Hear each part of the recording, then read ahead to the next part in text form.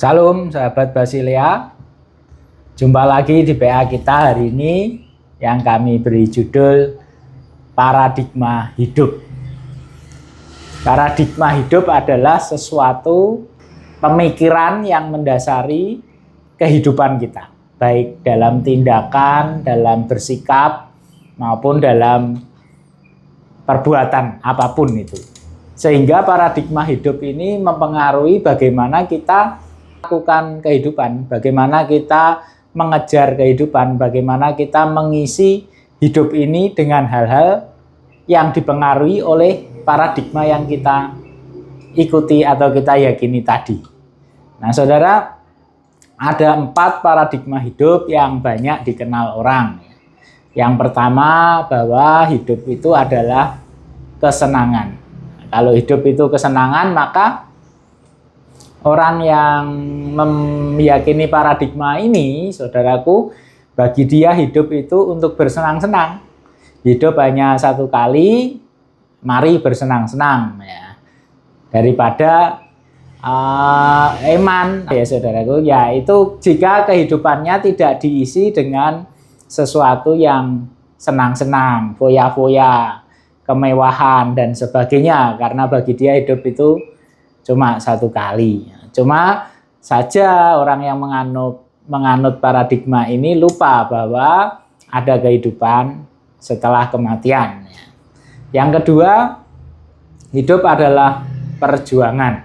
Bagi orang yang meyakini paradigma ini, maka kehidupan dia adalah penuh perjuangan. Dari meniti karir, perjuangan karir saudaraku, dari perjuangan apapun itu, mungkin perjuangan memenuhi kebutuhan hidup, makan, perjuangan mencapai impian, perjuangan membeli sesuatu yang menjadi impiannya, rumah atau mobil atau apapun itu. Ya, hidup adalah perjuangan ya. Tidak begitu salah sebenarnya saudara, karena dalam hidup ini kita juga harus berjuang dalam mencukupi segala sesuatu. Tetapi jika kita hanya berpikir hidup ini adalah perjuangan saja, maka kita juga melupakan satu hal, bahwa setelah kematian ada kehidupan lain lagi. Jadi kalau hidup itu perjuangan, setelah impian ini tercapai, kita berupaya maksimal untuk mewujudkan impian. Setelah tercapai, ternyata umur manusia sulit ditebak ya saudaraku. Ada yang orang baru mencapai kesuksesan terus dipanggil Tuhan. Ada juga orang yang mungkin belum mencapai kesuksesan, berupaya segenap hal, tenaga, pikiran untuk berjuang, tapi di tengah perjuangan itu mungkin terjadi sesuatu yang tidak diinginkan, sakit penyakit atau kematian dan sebagainya. Nah, saudara, jika kita meyakini hidup adalah perjuangan saja, saudara, maka juga sia-sia saudara. Kehidupan kita akan menjadi kehidupan yang melelahkan.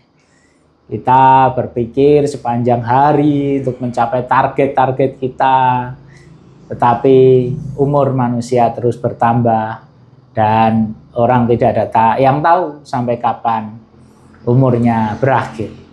Nah, kemudian yang ketiga saudara, hidup adalah perjalanan. Orang yang meyakini pandangan paradigma hidup ini, saudara, maka bagi dia hidup adalah melakukan perjalanan. Momen-momen, peristiwa-peristiwa dalam kehidupan menjadi kenang-kenangan, menjadi sesuatu yang sebaiknya dikejar, sesuatu yang menyenangkan, sesuatu yang membahagiakan, perjalanan-perjalanan baik peristiwa dalam hidup maupun perjalanan-perjalanan wisata, saudara, ataupun perjalanan-perjalanan yang lainnya. Hidup adalah perjalanan. Ya, tidak begitu salah juga, saudaraku, karena orang ini bisa menghargai waktu yang dia punya. Tapi juga kembali lagi kepada bahwa umur manusia itu hanya satu kali, dan sesudah itu kita yang hidup, semua yang hidup ini akan mengalami kematian ya saudara. Maka pertanyaannya adalah, jika hidup adalah perjalanan saudara, maka ketika kematian itu datang, apa yang menjadi bekal kita, kebanggaan kita di dalam perjalanan kehidupan itu. Dan yang keempat, saudara, hidup adalah anugerah. Hidup adalah anugerah, ya saudaraku, bahwa kita hidup ini anugerah Tuhan, dan Tuhan punya maksud, punya tujuan dalam hidup saya dan saudara.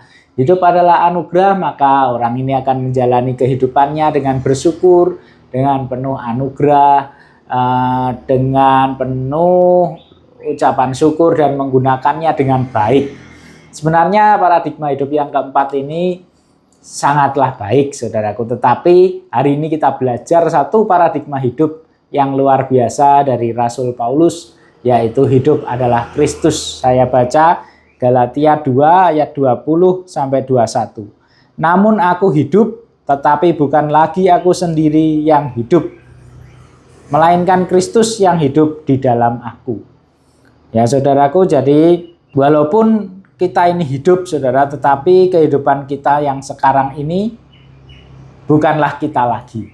Manusia lama kita sudah mati ketika kita percaya kepada Yesus. Karena ketika kita percaya kepada Yesus, maka Yesuslah yang hidup dalam hidup kita. Dia tinggal dalam hati kita, dan hidup kita ini adalah bait Roh Kudus. Sehingga saudaraku, hidup yang sekarang aku hidupi secara jasmani adalah hidup oleh iman dalam Anak Allah yang telah mengasihi aku dan menyerahkan dirinya untuk aku.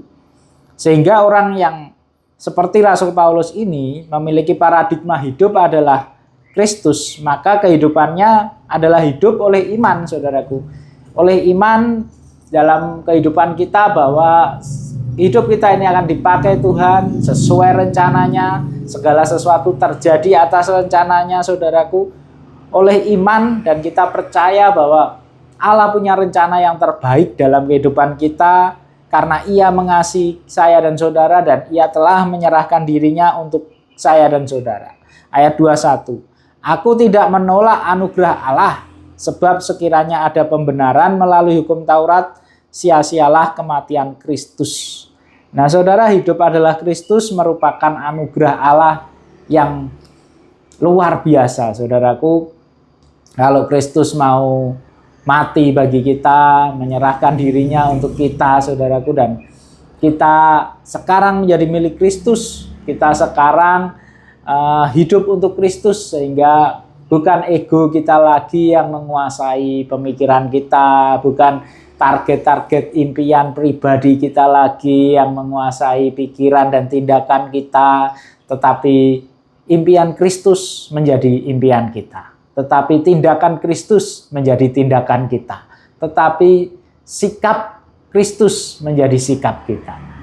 Nah saudara, mari kita hidup seperti Rasul Paulus meyakini bahwa paradigma hidupnya adalah hidup untuk Kristus. Hidup untuk Kristus, hidup dalam iman, karena itu adalah anugerah Allah yang tertinggi. Kalau saudara mau belajar memiliki paradigma ini, saya percaya saudara akan memiliki kehidupan yang berlimpah-limpah. Karena Tuhan Yesus berjanji bahwa Ia datang untuk memberi kita hidup, dan hidup dalam kelimpahan. Bukan kelimpahan harta, tetapi kelimpahan damai sejahtera, sukacita, kelimpahan banyak sekali hal-hal yang baik, saudaraku. Dan kita bisa mampu bersyukur, bisa menjalani hidup ini dengan luar biasa dengan penyertaan Tuhan. Dan menariknya satu hal lagi, saudara, dari banyaknya paradigma hidup yang ada, hanyalah paradigma hidup adalah Kristus yang meyakini bahwa kematian adalah keuntungan. Ketika saudara hidup untuk Kristus, maka kematian tidak lagi menakutkan. Kenapa saudara? Karena orang yang hidup bagi Kristus, ketika kematian datang, dia akan bertemu dengan Yesus muka dengan muka, dia akan tinggal di surga bersama Tuhan Yesus Kristus. Selamat menjalani hidup, selamat beraktivitas, miliki paradigma hidup sebagai anugerah Allah yang tertinggi, hidup untuk Kristus. Tuhan Yesus memberkati.